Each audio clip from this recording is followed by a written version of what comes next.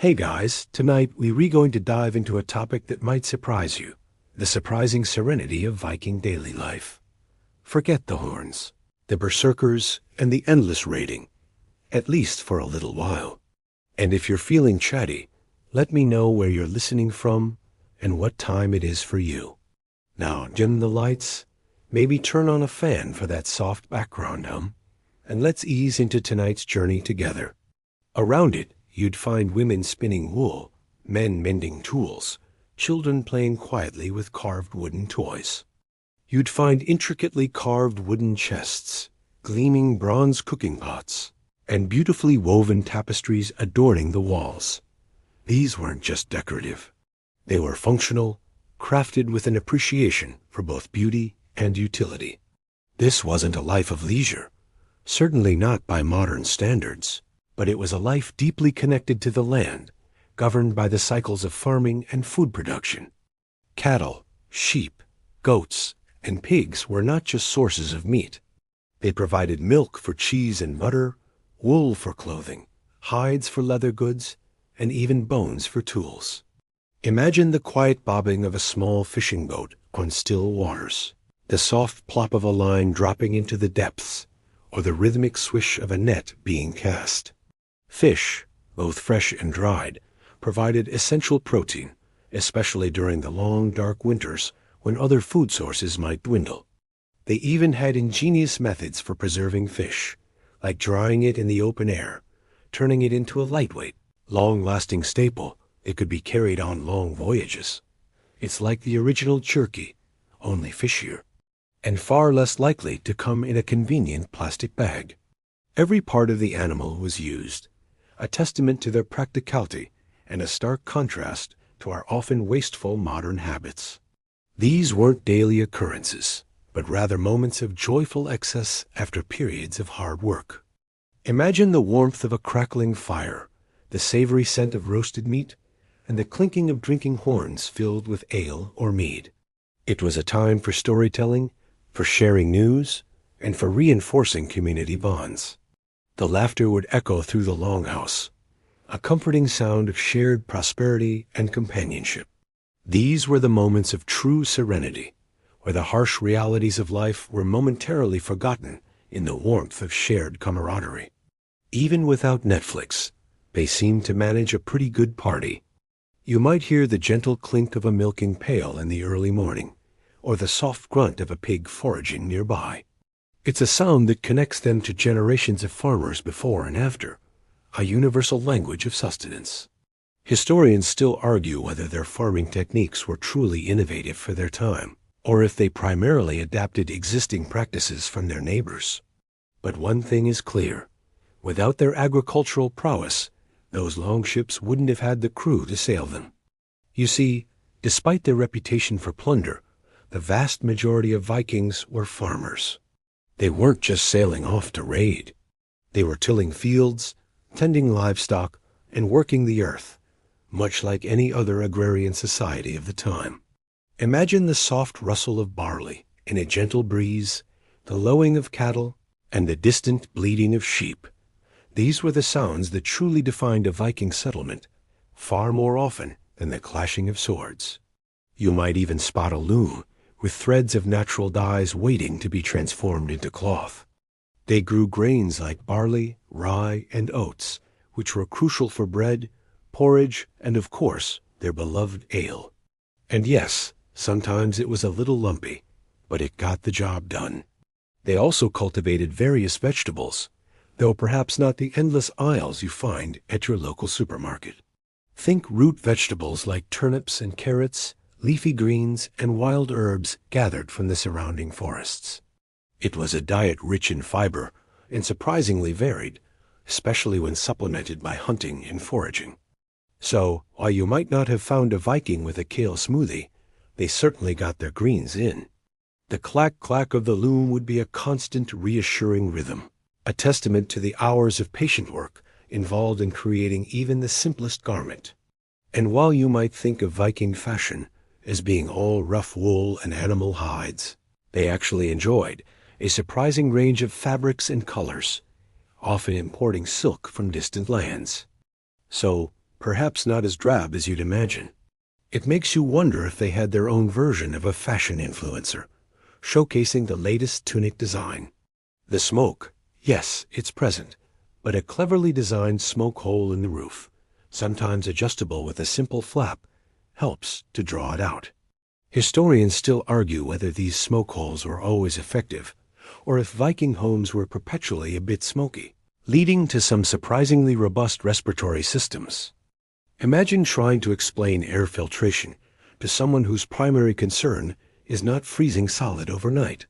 The air might be thick with the scent of wood smoke, but it also carries the subtle aroma of drying fish, simmering stews, and perhaps the faint, sweet scent of honey mead fermenting somewhere in the background. Tonight, as you drift off, we'll paint a gentler picture, a quieter rhythm of existence from a time often overshadowed by its fiercest moments. Imagine yourself stepping through the low, smoke-stained doorway of a Viking longhouse. Small, delicate combs for grooming, intricately patterned drinking horns for shared meals, and simple, sturdy wooden bowls. These aren't the tools of war, but the instruments of a settled, structured life. The rhythm of their days was largely dictated by the sun and the seasons, a slow, deliberate pace where each task had its place and purpose. Before electric lights, the day ended when the embers of the fire began to dim, and the stars emerged, a natural signal to quiet down and rest. There was no late-night scrolling, just the gentle sounds of the longhouse settling for the night. You feel the thick, earthy smell of peat smoke mingling with dried herbs and warm animal hides. The soft crackle of a central hearth is the loudest sound, casting flickering shadows on the wooden beams. You can almost feel the gentle warmth radiating from the stones, taking the chill from the air. This isn't the chaotic roar of battle you might expect. It's the quiet hum of domesticity, the gentle pulse of the community nestled against the elements. You probably won't survive a single Viking winter without modern amenities, but tonight we'll make it as comfortable as possible. So before you get comfortable, take a moment to like the video and subscribe, but only if you genuinely enjoy what I do here. As you settle into this imagined longhouse, notice the low-slung, sturdy timbers forming the backbone of the structure. It's not a grand castle, but a practical, comforting space designed for survival and communal living. The walls, often built of turf and wood, are thick, keeping the biting Scandinavian winds at bay. Along the sides, you see raised platforms covered with furs and textiles. These are the beds, shared by families, offering warmth in numbers. It's an efficient use of space, a testament to a people who understood the value of every resource. You might even hear the soft breathing of a cow or a goat tethered at one end of the longhouse, sharing the warmth. It might sound a bit rustic, but for them it was home, a sanctuary from the harsh northern landscape. It's kind of like having a very large, very furry roommate who occasionally chews on the wall. The central hearth isn't just for warmth. It's the heart of the home, literally and figuratively. The domestic sphere was far from primitive. Vikings, often depicted solely as warriors, were incredibly skilled artisans and homemakers. Even the everyday objects tell a story of peaceful resilience. As the gentle light of morning, or what passed for it in a long house, filtered through the smoke hole, a new rhythm would begin. You might envision a vast, wild landscape, but Viking farmers were quite adept at managing their land. Livestock played an enormous role.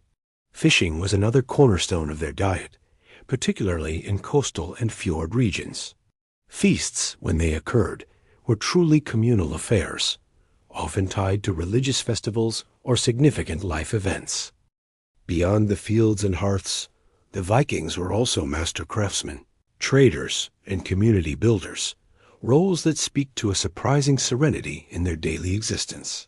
You might picture them only with axes and shields, but imagine instead the quiet focus of a woodcarver, his hands, expertly shaping intricate patterns. Picture a bustling boatyard, the scent of fresh-cut timber filling the air, the gentle thud of mallets, and the low murmur of voices as shipwrights meticulously fit planks together. These weren't hurried, slapdash creations. They were built with immense care and skill, designed to withstand the harsh northern seas, whether for raiding or for transporting goods. Homes were often built close together, fostering a tight-knit society where mutual aid was essential. You might see neighbors helping with a harvest, or a group of women gathering to spin. You see, these were not chaotic, lawless societies. Quite the opposite. They had intricate legal codes and well-established methods for resolving disputes, often through calm deliberation rather than bloodshed. Instead of immediate retaliation for wrongs, a system was in place where compensation was paid to the injured party or their family. This could be for anything from a minor injury to a death. Imagine the subtle clinking of silver rings as a payment is made, a quiet acknowledgement of wrongdoing and a step towards peace, rather than an escalation of violence. This system aimed to prevent blood feuds from spiraling out of control, a remarkably pragmatic approach to maintaining social harmony. Historians still argue whether Wurgeld truly prevented all feuds, or if it sometimes just paused them, but it certainly offered an alternative to endless cycles of revenge. It's a bit like an early form of insurance, but with far higher stakes and no monthly premium. Imagine a group of people gathered at a thing, or assembly, the wind rustling through the nearby trees. As arguments are presented and justice is sought, they show a society that valued reputation, honor, and the peaceful resolution of grievances, even if it sometimes took a dramatic turn. The thing provided a check on power, allowing for public discussion and a degree of democratic input that might surprise you. Decisions were made collectively, or at least with the consent of the assembled free individuals. This sense of shared responsibility for maintaining order contributed to a more stable and, dare I say, serene social environment. It speaks to a deep-seated desire for justice and order, a fundamental human need that transcends time and culture. They probably didn't have a filibuster, but imagine trying to talk over a Viking who had truly had enough.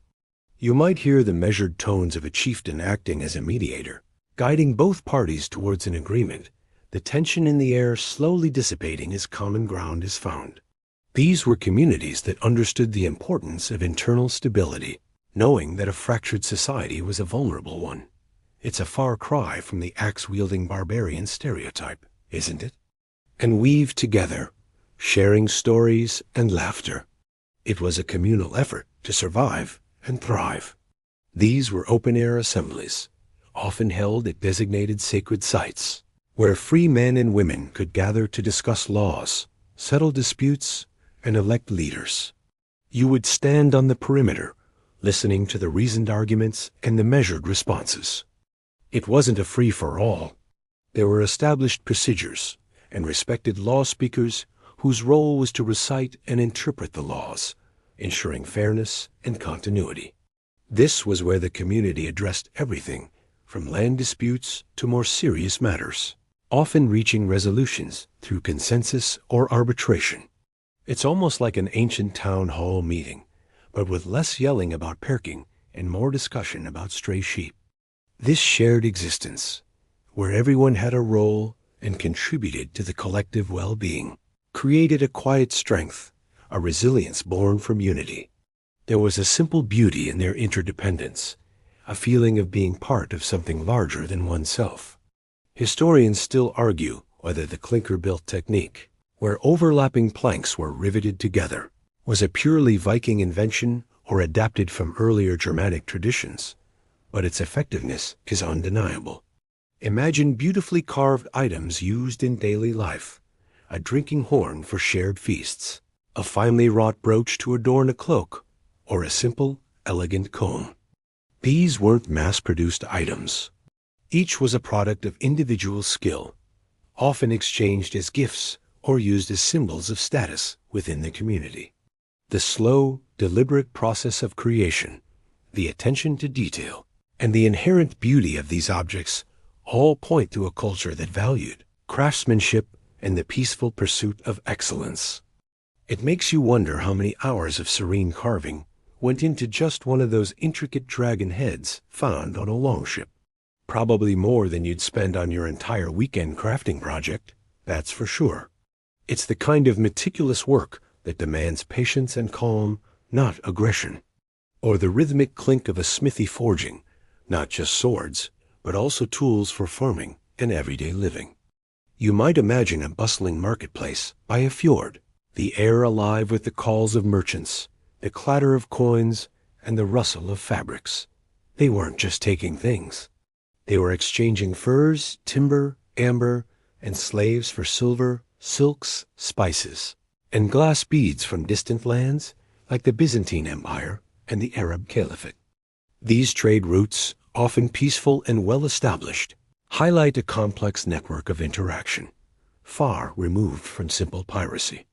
Think of it as ancient globalization, but with fewer cargo ships and more long beards. And perhaps a few more sagas about getting a good deal on some exotic spices. Their artistry wasn't just for show. It was imbued with purpose and often a deep connection to their beliefs.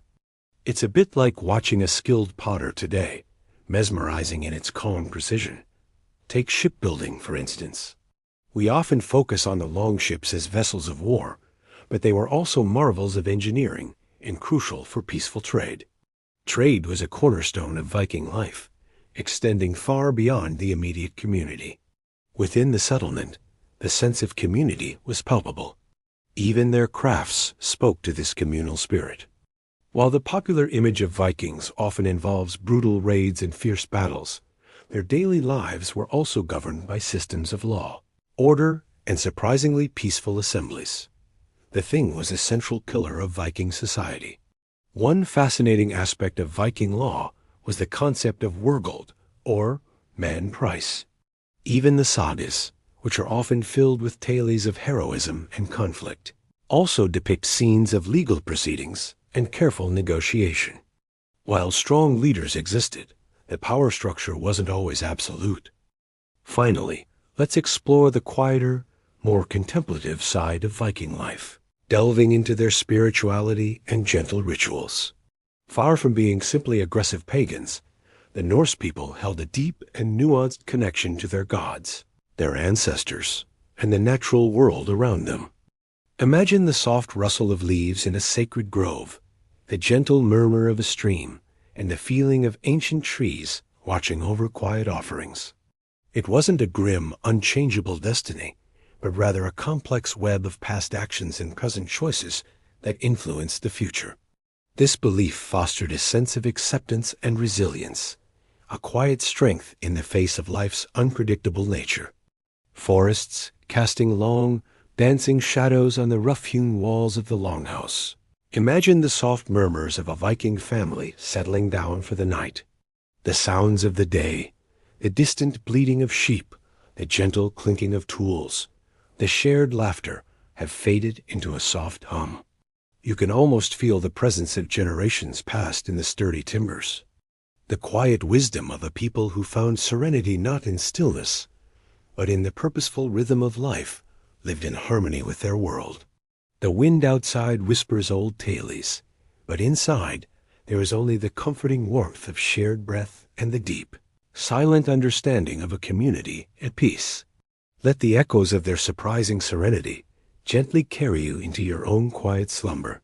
Mountains and bodies of water were not just resources, but living entities, often home to spirits or sacred beings. You might feel a profound sense of peace standing in a sun-dappled grove, knowing that this was a place where the veil between worlds felt thin. Their connection to nature was practical, yes, but also deeply spiritual, fostering a quiet reverence for the environment that sustained them. It's a profound contrast to our often detached modern relationship with the natural world. They probably didn't hug trees, but they certainly respected them.